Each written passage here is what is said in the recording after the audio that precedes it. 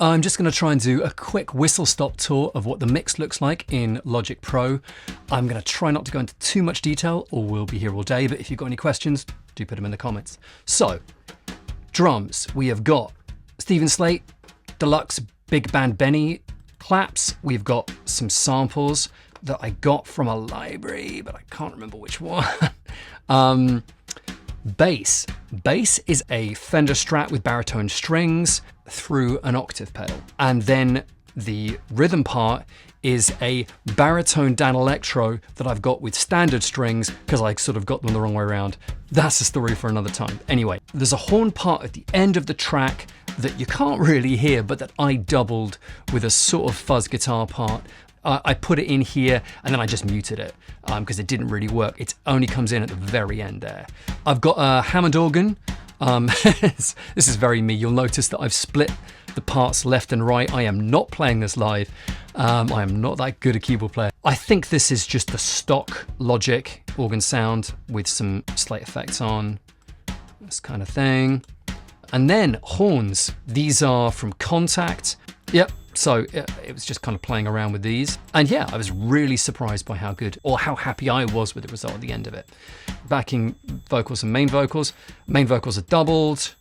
There's my kind of chain on that. Backing vocals, I got 3 on the left, I got 3 on the right. That's basically the mix. In terms of reverb, I've got this as a vocal plate. This is a slightly different plate for the rest of the mix. I've got Decapitator, which just adds some analog tube sound to the whole mix. I've got the drive pumped up quite a bit, so it's a bit more distorted than it would, ordinarily sound because I wanted to get a retro sound. This whole mix is kind of messy, quite deliberately. I would often go in and add, for example, I would normally add a lot of filters on the bottom end. I've clearly done that here to cut out bass frequencies.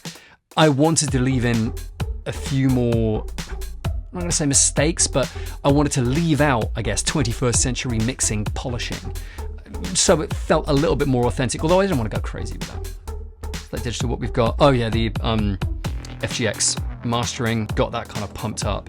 I will usually put Isotope, Ozone, which I'm a big fan of. I've got this for the headphones so I can hear the different environments that it's in.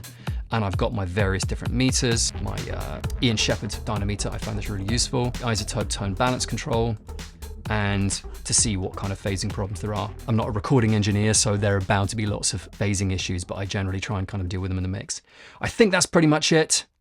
I was hoping I would do this quicker, but there we go.